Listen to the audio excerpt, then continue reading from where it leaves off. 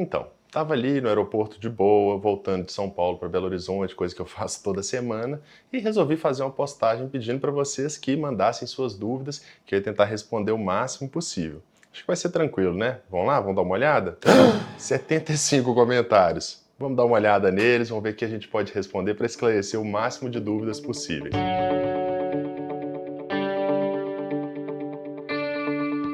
Olá, eu me chamo Marcelo Werneck, sou coloproctologista, como eu falei, em São Paulo e Belo Horizonte. Atendo em São Paulo toda semana, durante 2 dias, e atendo os outros 3 dias em Belo Horizonte. Então fica aí nessa ponte aérea para atender o máximo de pacientes, né? Ter mais acessibilidade para os pacientes que muitas vezes são de fora. Como São Paulo é um grande centro e tem voos para todo o Brasil, fica mais fácil para as pessoas consultarem presencialmente, mas eu também faço atendimento online.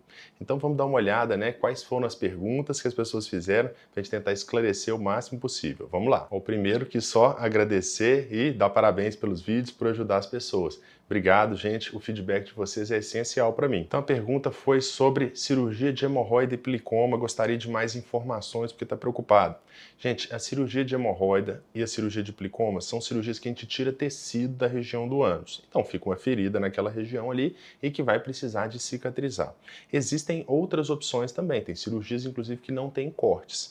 São cirurgias seguras, de pequeno porte, só que o pós-operatório em geral está associado à dor, porque as fezes vão passar naquela região e vão acabar irritando, doendo. Então, assim, é um pós-operatório que tem alguma dor, mas em geral dá para controlar bem. Lógico que vai depender do tamanho das hemorroides, do tamanho dos plicomas para saber como vai ser essa dor. Como eu falei, existe até cirurgia sem corte. Então tem que pesquisar, saber e esclarecer com seu médico antes de operar. Só lembrando, gente, eu tenho um curso que se chama Saúde Intestinal. Clica no link, está aqui na descrição. É um curso que eu abordo toda a relação do intestino com o corpo humano. Saúde de verdade começa pelo intestino. Então faça o curso, vocês vão gostar muito, vocês vão aprender muita coisa sobre o intestino, alimentação, suplementação, probiótico, pré-biótico, psicobióticos, pós-bióticos, tudo isso tem lá no curso. Te convido a conhecer. Se você fizer a inscrição e não gostar, pode devolver também, mas tem certeza que vai gostar. Qual a regularidade que eu tenho que fazer tratamento de calvície com finasterida? Gente, olha, isso não é da minha área, mas eu tenho uma dica para você. Acesse o canal do Leonardo Sauer. Ele foi meu aluno no curso que eu ensinava, né, como criar um canal para o YouTube. Então, ele vai poder ajudar, ele mexe diretamente com isso, com transplante capilar, então vai poder te auxiliar, tá bom? Resultado de colonoscopia. Ele é um resultado que é entregue, tem algum registro digital? Bem, isso varia muito. Normalmente, depois da colonoscopia, a pessoa vai receber um laudo, que pode ou não ter imagens. A maioria dos serviços entrega um laudo com as imagens, para registrar ali, mostrar como que estava o intestino. Mas isso não é obrigatório, o mais importante é que tenha um laudo descritivo falando o que foi encontrado. Se fica um registro digital ou não, isso vai depender da clínica e do serviço que faz. Nem todos vão ter um registro ali que vai ficar de forma duradoura, né? É importante que tenha uma cópia do laudo, né? A maioria dos serviços vai manter uma cópia do laudo por algum tempo, tá? Mas normalmente você vai receber logo depois do exame. Pessoa perguntando se hemorroida dá desconforto na região do abdômen. Normalmente não, mas pode causar sim. Hemorroidas são vasos de sangue presentes na região ali do ânus. Quando a pessoa vai fazendo um esforço para evacuar, esses vasos vão descendo e tracionando aquela região. Isso pode levar a reflexo de cólica por tração do intestino. Então isso pode acontecer. A pessoa fala que já investigou outras coisas, né? Já fez colonoscopia, exames de imagem. E isso é muito importante, tá? Não estou falando que esse é o seu caso, só poderia falar te avaliando, mas é uma possibilidade sim. E hemorroidas podem sangrar, né, gente? A pessoa fala que fez a cirurgia de hemorroidectomia por técnica tradicional e quer saber por que ficam aqueles cortes ali. Ficam os cortes porque é feita uma retirada de tecido. Como eu falei, dá um ponto lá dentro, né, nos vasos de sangue ali para que não tenha um sangramento no pós-operatório e é retirada a hemorroida. A cirurgia pode ser feita por várias técnicas. Nós temos uma técnica totalmente aberta que dá só esse ponto inicial. Nós temos uma técnica totalmente fechada que fecha toda a pele ali, não fica nenhuma ferida aberta, e nós temos técnicas intermediárias. Então isso aí vai depender da preferência do cirurgião. São técnicas com resultados equivalentes. A nossa impressão é de que a técnica fechada causaria menos dor, mas não é o que os estudos mostram. As técnicas podem ser abertas, fechadas e em geral é associada a alguma dor ali. Como eu falei, existe técnica que inclusive não faz nenhum tipo de corte, tá bom? A pessoa tá falando que tem o intestino preso mesmo comendo tudo certinho, comendo bastante fibra, tomando líquido. Gente, essas orientações de fibras e líquidos são ótimas, ajudam muita gente, mas nem sempre são suficientes, né? Muitas vezes a pessoa precisa também, né, em alguns casos, usar alguns tipos de laxante, fazer fisioterapia. Então isso aí vai depender de cada caso, depende da causa da constipação. Não faça uso de automedicação, não use laxante sem orientação.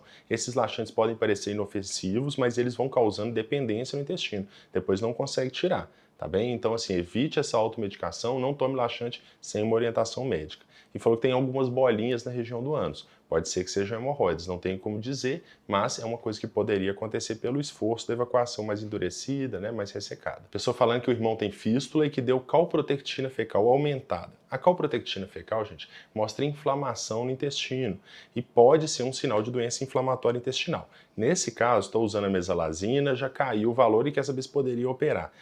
Pode operar, mas desde que o médico tenha indicado, né, gente? Tem que estar com o exame bom, tem que ter uma condição cirúrgica boa e tem que estar bem indicada a cirurgia, tá? Então é muito importante acompanhar, perguntar para o médico, ver se está o melhor momento para operar mesmo. Próxima pessoa falou que em 2017 fez um exame de colonoscopia e deu uma ileite e quer saber quando que deve repetir. Gente, ileite é uma manifestação de inflamação no ilho terminal, que é a região do intestino delgado. Isso não é um diagnóstico por si só. Então nós temos que entender a causa. Existem ileites por diversas causas, às vezes o próprio preparo do exame. Só que está completando o quê? Mais de 5 anos que fez esse exame. Normalmente a colonoscopia a gente repete no intervalo de 5 anos se ela estiver normal. Então assim, já que não estava normal, provavelmente está na hora de repetir.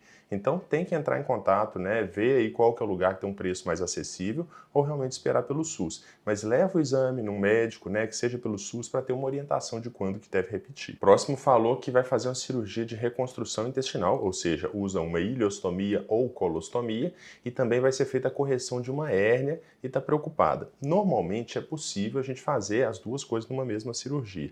Tem que entender essa hérnia, né? É uma hérnia no orifício onde tem a ostomia?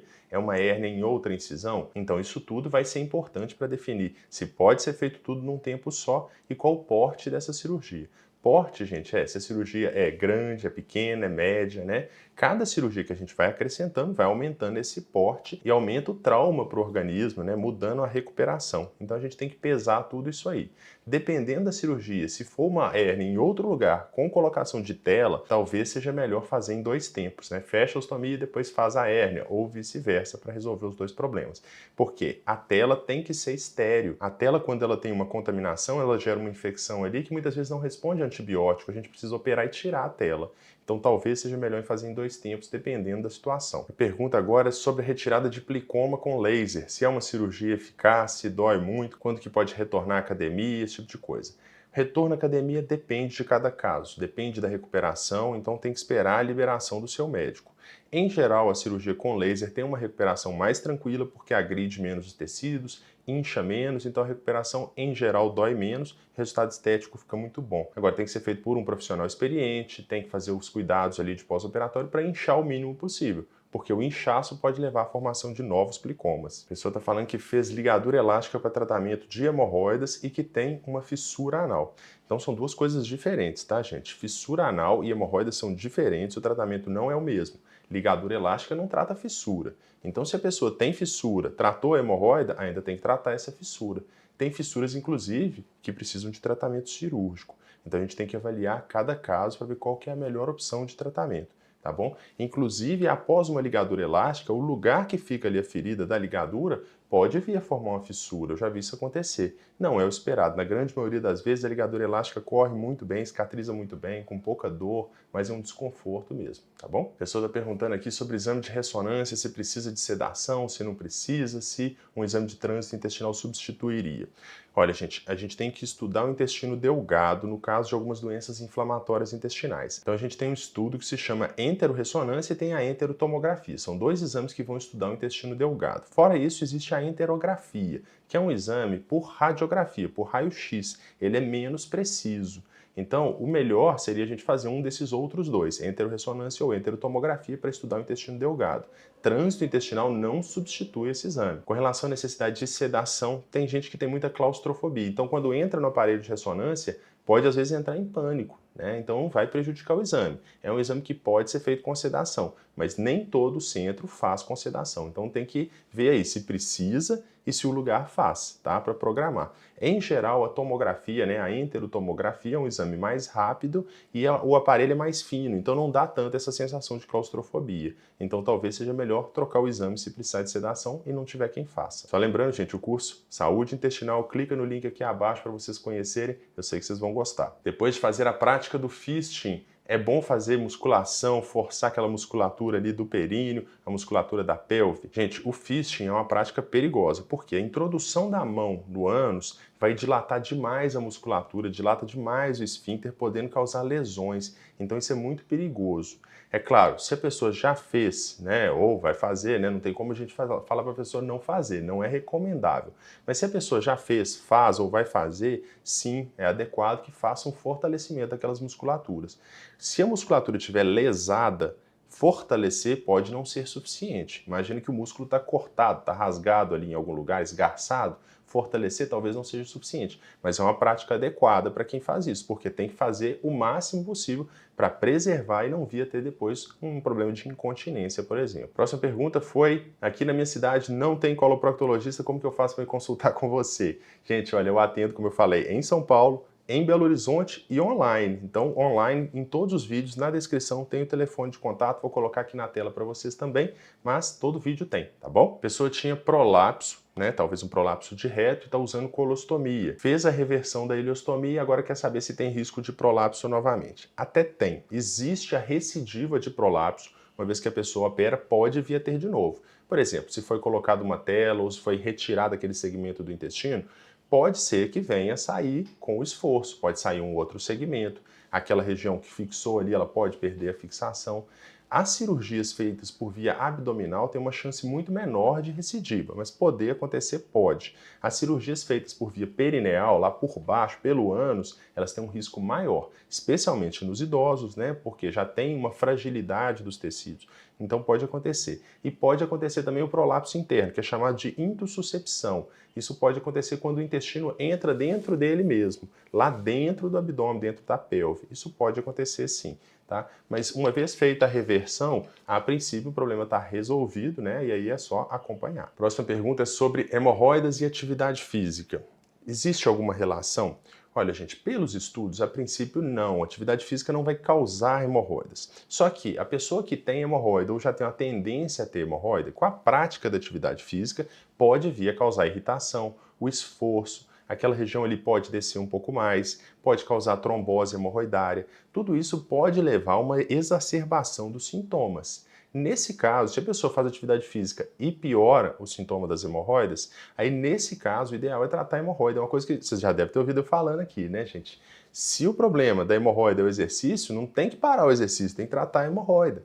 Porque aí vai poder praticar atividade física, que é super saudável e recomendável.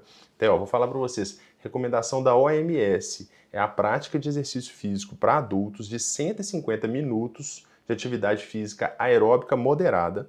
Então pode dividir isso aí ao longo da semana, pega 5 dias, faz meia hora, vocês veem o que é melhor. Isso é o mínimo, é de 150 a 300, sendo que fala que mais 300 teria ainda mais benefício. Então o benefício não para por aí. Então, ó, 150 minutos aeróbico moderado e mais 2 vezes por semana fortalecimento de grandes grupos. Então, de tronco, de abdômen, de perna, de braço, isso aí deve fazer, tá, gente? Então essa é a recomendação. Se você fazendo isso tem problema de hemorroida, trata a hemorroida, tá bom? Então procura atendimento. Às vezes o problema é fácil de resolver, faz uma ligadura elástica, às vezes precisa de cirurgia, né? Então tem essa orientação. Quais alimentos não comer em hipótese alguma no caso de uma cirurgia de plicoma? Gente, isso é difícil de responder, né? A gente não deve ser tão radical, tudo é proibido ou não é. É lógico que tem que ter moderação e deve-se evitar alimentos que podem causar irritação local. Então, ó, logicamente no pós-operatório, bebida alcoólica não. Fora isso, evitar pimenta, alimentos muito condimentados, mostarda, alimentos muito doces que vão deixar uma acidificação das fezes, uma alteração do nosso microbioma. Vamos evitar fritura, vamos evitar embutidos, os ultraprocessados em geral, que são alimentos que não são saudáveis para a gente, evitar margarina, refrigerante. Então essas coisas é bom evitar. É lógico, não precisa ser ultra radical, mas também são alimentos que podem causar irritação, podem fazer inchar mais a região. Cuidado com esses alimentos. Inclusive no curso Intestino Saudável eu falo sobre esses alimentos. Tem uma aula lá, os piores alimentos do mundo e os melhores também. Eu falo sobre alimentos funcionais, acho que foi o melhor vídeo que eu já fiz. Eu juntei todos os alimentos ali, então acho que se você fizer o curso vai gostar muito. O AEIOU falou que eu sou uma simpatia, que eu não existo. Muito obrigado, viu? Que bom que você gosta, que bom que gosta do conteúdo, tá? Eu tento ajudar o máximo que eu posso aqui. Próxima pergunta é uma pergunta pessoal. Qual que é a área que eu mais gosto da medicina depois da proctologia? Gente, aí seria a nutrologia. Eu acho que o primeiro contato que a gente tem, né, com as coisas que vão compor o nosso organismo são através do sistema digestivo. Então acho que a nutrologia complementa a proctologia. Já fiz alguns módulos relacionados à nutrologia, fui num congresso de obesidade esse ano, minha esposa é nutróloga, eu não sou nutrólogo, mas aprendo muita coisa sobre essa área e vejo a importância que isso tem no nosso organismo como um todo. Perguntaram aqui sobre a pomada de erva de bicho, né, para tratamento de hemorroidas. Gente, os fitoterápicos, eles são um pouquinho complicados da gente falar porque falta estudo confiável sobre a aplicação. Já tive inúmeros pacientes que usaram, tiveram bons resultados, mas também já tive pacientes que tiveram irritação local com o uso.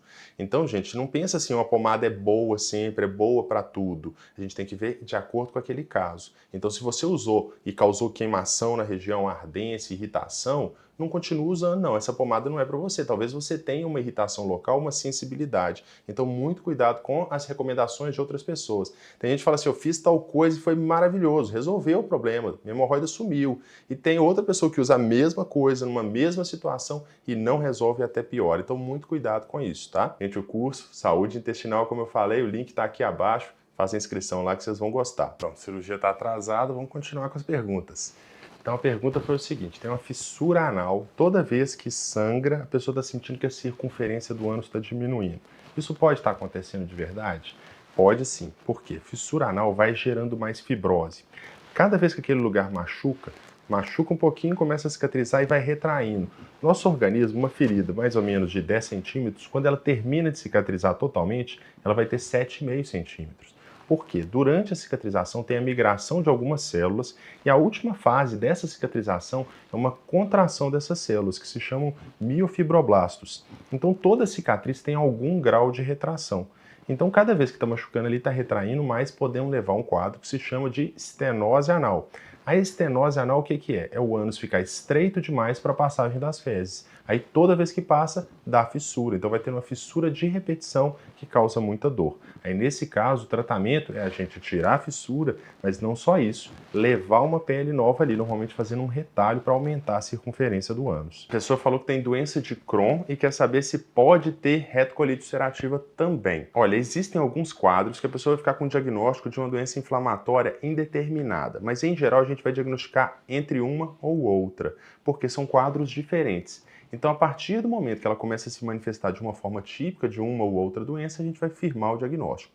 Como eu falei num outro vídeo, até 15% dos casos começam com um diagnóstico e depois a gente chega à conclusão de que era outro. Então, isso pode acontecer. Às vezes a pessoa tem uma retocolite e a gente vai fechar como Crohn depois. Isso pode acontecer, especialmente se a gente achar alguma coisa ali, algum achado patognomônico da doença.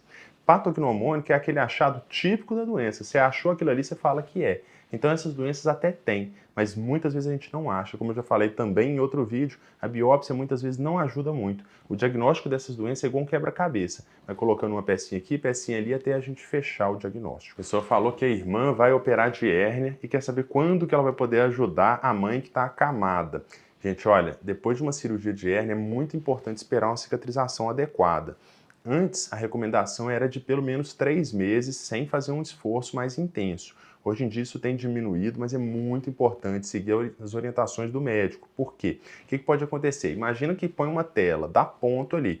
A pessoa força, contrai músculo. O que vai acontecer? Vai romper ponto, vai soltar a tela e aí vai voltar a hérnia. Aí perdeu aquele tempo que a pessoa podia estar ajudando, a pessoa vai sentir dor, vai passar por um trauma de uma cirurgia, risco de complicação e vai ter recidiva do problema. Então, se decidiu operar, opera e siga as orientações, tá? Planeja para esse intervalo aí, sem pegar peso mais ou menos 3 meses. Tomara que seja menos nesse caso, né? Mas planeja mais ou menos isso. A pessoa mandou aqui falando que operou de fístula em 2019 comigo, que cicatrizou bem, que tá tudo bem, que bom, e quer saber se teve uma mudança no tratamento de fístula de lá para cá.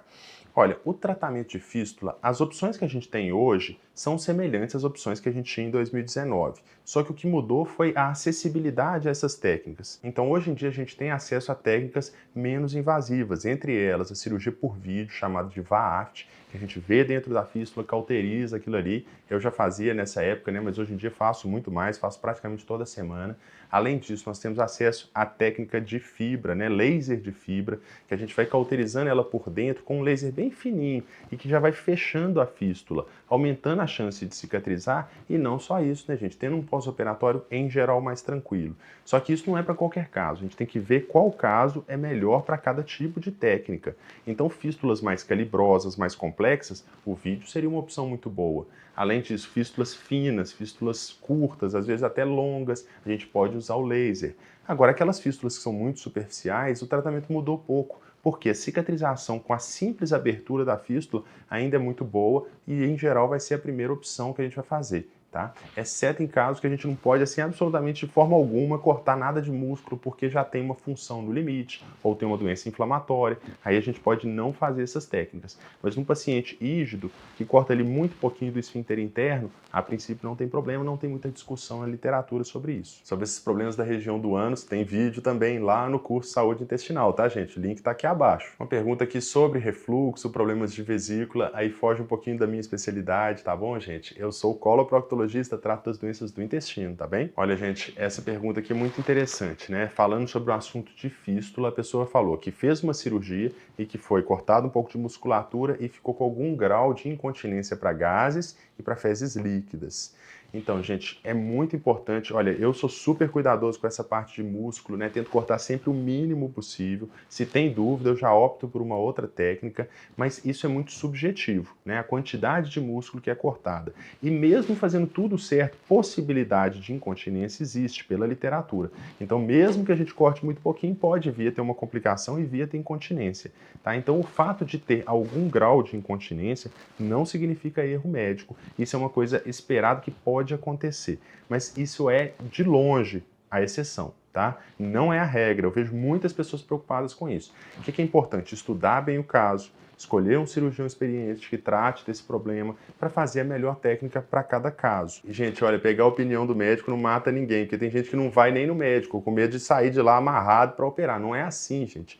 Você vai consultar, vai orientar, vai perguntar, esclarece as dúvidas. Às vezes você tem uma fístula simples, às vezes ela é muito complexa, então tem que entender o seu caso, ver qual que é a melhor técnica cirúrgica para o seu caso. No caso de lesão de esfíncter, né? Então, ó, pensando assim, ó, lesou mesmo, não tem recuperação ali sem cirurgia. Existe algum tratamento? Existe. Existe cirurgia. Então, se o esfíncter está aberto, o que a gente faz? A gente vai soltar essa pontinha, solta essa pontinha e vai dar ponto nela de novo, fechando o esfíncter. Tem uma chance de não dar certo? Tem, mas na grande maioria das vezes vai resolver. Fora isso, existem hoje em dia dispositivos implantáveis, que são eletroestimuladores, que estimulam o nervo para voltar a ter uma contração ali. Antigamente, se considerava lesão de esfíncter uma contraindicação disso. Por quê? Qual que é o sentido de você estimular um músculo que está cortado? Mas tem estudos que mostram benefícios sim. Isso pode ser uma indicação para esse implante. Tem que ser avaliado caso a caso. É um aparelho ainda hoje pouco acessível, né? Poucos serviços fazem. Em geral tem um custo elevado, mas seria uma opção para alguns casos. Fora isso, fisioterapia pode ajudar muitos casos. Uma coisa que você pode começar já a fazer você mesmo, contrair o músculo ali do ânus, como se estivesse piscando o ânus, né? Tem aplicativos que podem ajudar nisso para fortalecer essa musculatura. Muitas vezes isso melhora demais o quadro e tem as fisioterapias, né? Feitas por fisioterapeutas que vão orientar, de acordo com cada caso, essa contração. A pessoa falando que tem uma fissura anal, depois percebeu algumas bolinhas ali no ânus, quer saber o que que é? Gente, não tem como eu dar um diagnóstico, né, sem avaliar, né? Posso até fazer uma avaliação online, se for o caso. O telefone, como eu falei, está aqui abaixo, só mandar uma mensagem para a secretária, olha para vocês. Agora, bolinhas no ânus, pode ser hemorroida, pode ser papila anal relacionada à fissura, pode ser plicoma, pode ser abscesso, tem tanta coisa que pode causar bolinha no ânus que não tem como a gente orientar sem uma avaliação, tá bom? O que eu sempre falo é o seguinte, a bolinha surgiu, né, não tem dor ou tem alguma dor, faz aqueles banhos de assento, aqueles cuidados de hemorroida inflamada, daquele outro vídeo meu mais antigo, vou ver se eu lembro de pôr o link aqui dessa vez. E se não estiver melhorando, procura atendimento, tá bom? Então, fui diagnosticado com uma colite inespecífica, o médico passou um remédio que custa R$ 400, não estou conseguindo comprar, não estou conseguindo tratar. Primeiro passo, gente, saber que tipo de colite é essa. É uma suspeita de retocolite ulcerativa, doença de Crohn, algum desses? Se for, realmente o tratamento tem um alto custo. Muitas vezes a gente vai usar mesalazina, azatioprina, corticoide, medicamentos injetáveis, depende de cada caso. São medicamentos de alto custo, mas eles são fornecidos pelo SUS. Então tem que procurar a secretaria municipal, né? Vai fazer um cadastro, o médico vai ter que preencher alguns papéis para poder ter esse fornecimento. Não é para todo caso, né? Depende, tem que comprovar a suspeita ali da doença, mas esse medicamento é fornecido. Tem alguns medicamentos que não são e tem que ver a disponibilidade de cada município, mas são medicamentos cobertos pelo SUS, tá bom? E tem que tratar, hein? Não deixa de tratar, não. Lembrando que retocolite ulcerativa e doença de Crohn no longo prazo, quando tem inflamação, podem ser fator de risco para câncer. Tá bom? E fora isso, aumenta o risco de complicação dessas doenças. Mas existem outros tipos de colite também, tá? Inclusive infecciosas, que o tratamento vai ser com antibiótico. Às vezes a gente precisa excluir aí outras causas. Doutor Marcelo, após evacuar, estou sentindo queimação. Pode ser hemorroida, pode ser outra coisa? Mesma coisa, hein, gente? Olha, não tem como dizer o que é sem uma avaliação. Queimação no ânus pode ser hemorroida, pode ser fissura, pode ser fístula, pode ser tanta coisa que a gente tem que avaliar para saber. Inclusive quadros não relacionados ao ânus. Eu fiz um vídeo recente aqui sobre dor anal, eu falo das inúmeras causas, né? Até causas que muitas vezes as pessoas não pensam, são causas relacionadas às vezes ao cóccix, à região ali em torno do ânus. Então tudo isso pode causar sintomas, tem que ter uma avaliação. Pode ser hemorroida? Pode ser fissura também, tá? Então, se tiver persistindo o sintoma, procura atendimento. Essa pergunta aqui sobre bexiga caída e prolapso de reto, gente, você está com sorte porque o vídeo que eu postei semana passada é exatamente sobre isso, tá? Então procura lá o que fazer em caso de prolapso retal. Nesse vídeo eu falo sobre tudo isso. Foi feita a retirada de pólipo por colonoscopia. De quanto em quanto tempo eu preciso fazer um controle? Depende do tipo de pólipo, do tamanho do pólipo, das características desse pólipo, se foi totalmente retirado.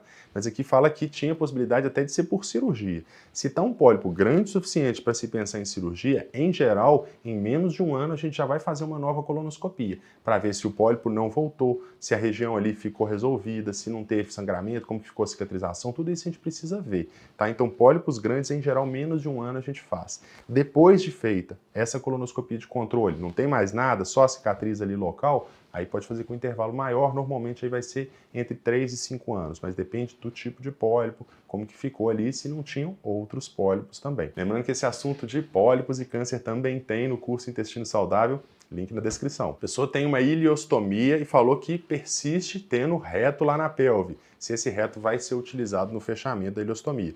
Em geral, sim. Eu não sei qual é o problema de saúde, mas a princípio, se ainda tem o reto, o que se pode fazer? Emendar o ilho no reto. Tendo o reto é muito importante, gente, porque quando a gente faz a emenda do intestino delgado, no caso o ilho, lá no ânus, é uma diarreia terrível. Essa cirurgia, hoje em dia, se faz muito pouco. São situações realmente que não tem jeito. Por quê? A emenda lá fica com diarreia o tempo todo. Normalmente, nesse caso, aí se faria o quê? Uma alça do ilho, a gente faz uma curvinha em J e emenda lá embaixo.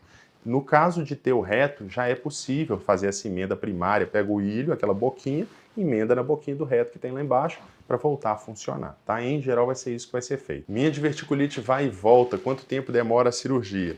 Olha, não tem como eu falar quanto tempo demora a cirurgia. Não entendi se a pergunta é se a cirurgia é demorada ou se demora para marcar. Isso aí vai depender do serviço, né, gente? Agora, o tempo de cirurgia, a gente fala o seguinte, cirurgia tem hora para começar, cirurgia não tem hora para acabar, não adianta apressar a cirurgia, tem que fazer o que for necessário. No caso de diverticulite, pode ser que lá dentro tenha muita aderência, angulação do intestino, então isso torna a cirurgia mais difícil. E é muito importante que se faça com muita calma, porque às vezes tem tanta inflamação que pode comprometer outras estruturas. Eu já vi o intestino tracionando o ureter. O ureter é por onde passa a urina. Se a pessoa vai de uma forma muito afoita num lugar inflamado, vai lesar esse ureter. Na hora que lesa o ureter, aí tem que reconstruir o ureter, muitas vezes chamar a equipe de urologia para operar junto, passar catéter duplo J, então vira uma complicação. Então, cirurgia tem hora para começar, deve ser feito com muita calma e até o que vai ser feito, muitas vezes tem que ser resolvido na hora, porque depende do grau de inflamação que ainda tem. Cirurgia de fístula em 2018, falando que fezes amolecidas a pessoa não consegue segurar. Então, a mesma coisa daquela outra que a gente conversou lá. Quando é feita uma cirurgia e tem corte de músculo, a gente pode precisar muitas vezes de fortalecer esse músculo fazendo fisioterapia e até em alguns casos fazer reconstrução ali ou implantar aqueles dispositivos que eu falei. Queria parabenizar pelo conteúdo, pelos vídeos. Muito obrigado, gente. Isso aqui eu faço para vocês. Vocês é que são o motivo de tudo isso, né? Os vídeos vocês valorizam, vocês dão o joinha, tá? Clica, ó, no joinha ali que vocês me ajudam a fazer mais vídeos, compartilhe, vocês estão ajudando a divulgar para outras pessoas e me ajuda a fazer mais vídeos para vocês. Tenho colostomia definitiva por causa de um câncer coloretal, faço atividade física, quer saber se pode fazer qualquer tipo de treino. Então vamos lá, o que é uma colostomia? É um orifício não natural, né? Ou seja, é um orifício que a gente fez, não era para existir, é uma comunicação do intestino com a pele. Cada uma que a gente faz vai ser de um jeito. Então, assim, não tem como a gente generalizar, pode fazer todo tipo de treino.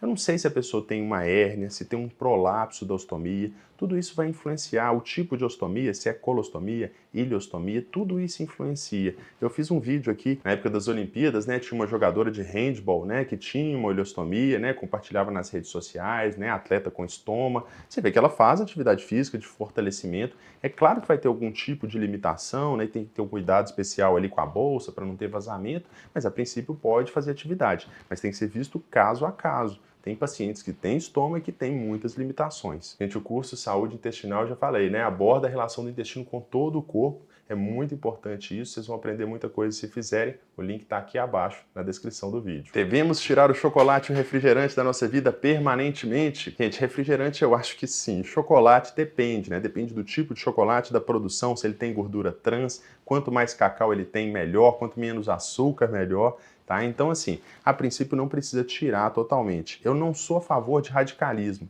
Eu não falo assim, ó, você não pode tomar isso aqui nunca mais na vida. Tomar isso aí, comer isso aí de forma esporádica, não vai matar ninguém, né, gente? Mas tem que ter bom senso, né, gente? Não é tomar isso todo dia. Tem pacientes que sentam no consultório e falam assim, doutor, eu tomo 2 litros de Coca-Cola todo dia. Gente, isso aí vai acabar com o microbioma, né? Vai causar envelhecimento precoce, gordura, estresse oxidativo, pode aumentar risco de câncer. São tantos problemas, né? Problema de diabetes. Então, assim, vai muito além da estética, né? Até falei de um documentário, eu postei aqui para vocês, né? Tem aqui no YouTube, que é muito além do peso, eu recomendo, é um documentário de 2012, mas continua atualíssimo. Então, assim, vale a pena assistir, vocês vão gostar muito. Vou tentar lembrar de colocar o link na descrição. Eu já falei de tantos links aqui que eu espero que eu lembre de colocar isso tudo, hein? O que é intestino permeável? Tem restrições? O que pode, o que não pode comer? Gente, o vídeo sobre intestino permeável eu tô devendo para vocês, tá? Isso aqui não dá pra gente falar tão rapidamente, né? Respondendo aqui várias perguntas, mas merece um vídeo sim. Intestino permeável seria o quê?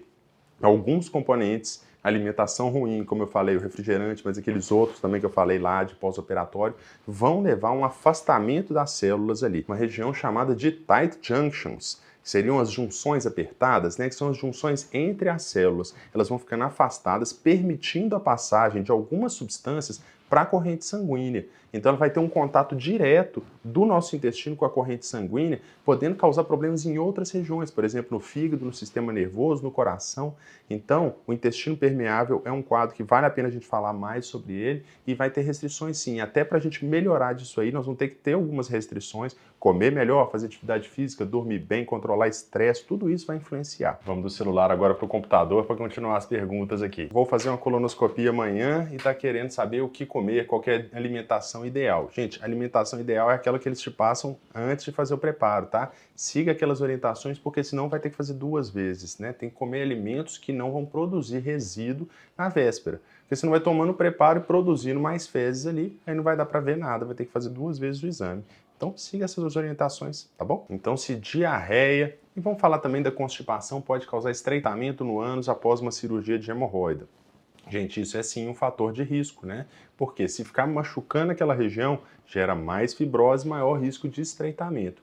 Em geral, esse risco é muito baixo, porque a gente vai tirar uma quantidade de tecido que seja segura para que não cause estreitamento do ânus, tá? Mas isso aí, ó, tem que fazer o cuidado, né? Cuidar da alimentação, evitar que fique ou preso ou solto demais para não machucar mais a região do que necessário. Gente, algumas perguntas que não são da minha área, eu vou ter que infelizmente saltar, tá? Porque realmente não tem a ver comigo. No tratamento de evacuação obstruída, o Botox é 100% eficaz? Gente, se alguém te falar que alguma coisa é 100% eficaz em medicina, você já truca, já duvida.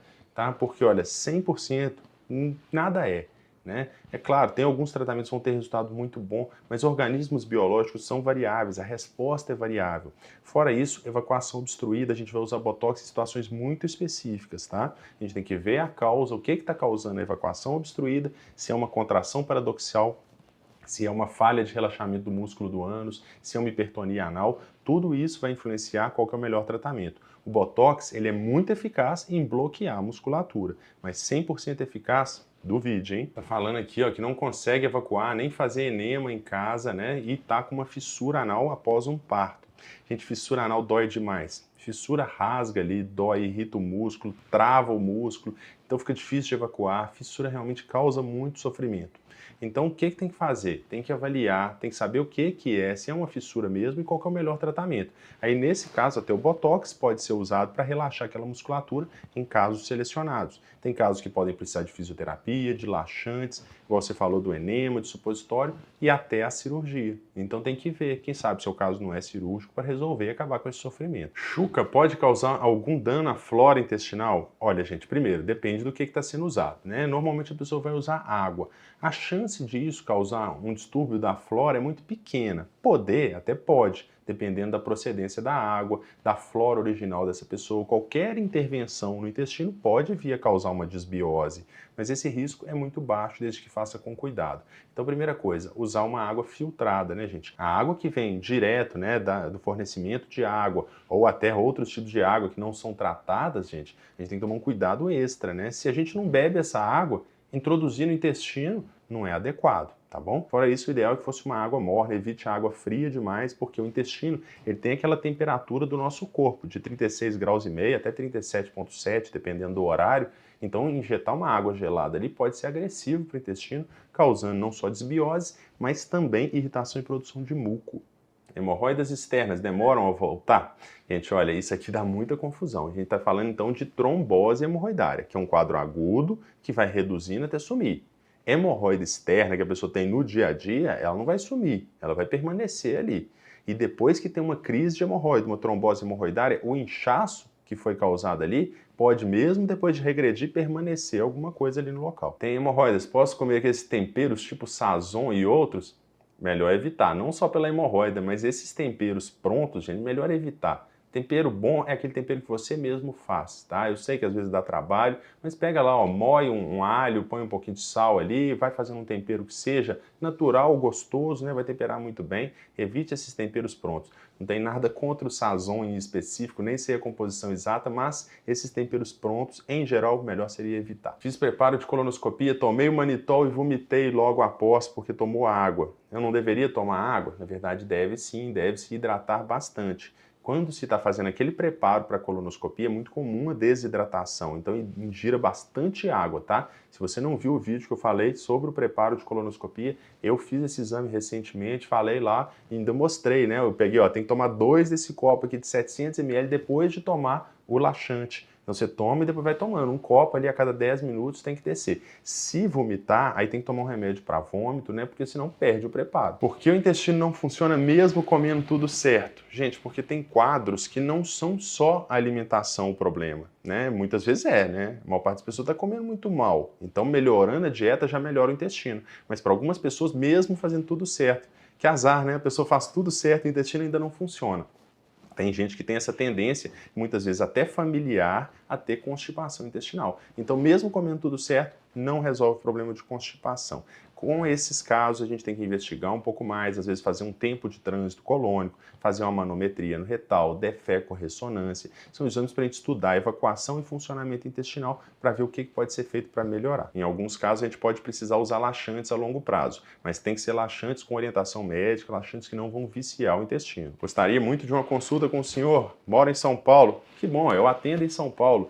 Atendo em Belo Horizonte também. Deixando o telefone, tá aqui na descrição do vídeo. Todo vídeo meu tem os contatos, tá bom, gente? Tem uma pelinha que ficou ali na região do ânus, tá com medo de tirar por não conseguir tomar conta do filho no pós-operatório. Realmente, gente, talvez precise de uma ajuda aí. Depende do tamanho, né? Se for um plicoma muito pequeno, a princípio a recuperação é muito tranquila. Agora, plicomas maiores ou até hemorroidas, pós-operatório pode ser difícil, né? E pode ser difícil de cuidar de uma criança pequena. Peça ajuda, coloca alguém para te ajudar aí nesse período, né? Algum parente que possa te ajudar a recuperar. Minha filha tem 15 anos e foi detectado um pólipo anal, está indicada a retirada. Gente, retirada de pólipos, em geral, é uma cirurgia de pequeno porte, muito bem tolerada. É claro que é uma região sensível, pode causar dor ali, tem que ver se é pólipo mesmo, se não é papila hipertrófica, né? Mas se tem que tirar, né? Voltando agora para o lugar original, agora tem que ir para uma cirurgia, então vou ter que sair, mas queria te convidar a se inscrever no canal, se inscrever no meu curso que eu falei, tá aqui embaixo o link e acessa meu site. Toda semana lá tem textos sobre saúde intestinal como um todo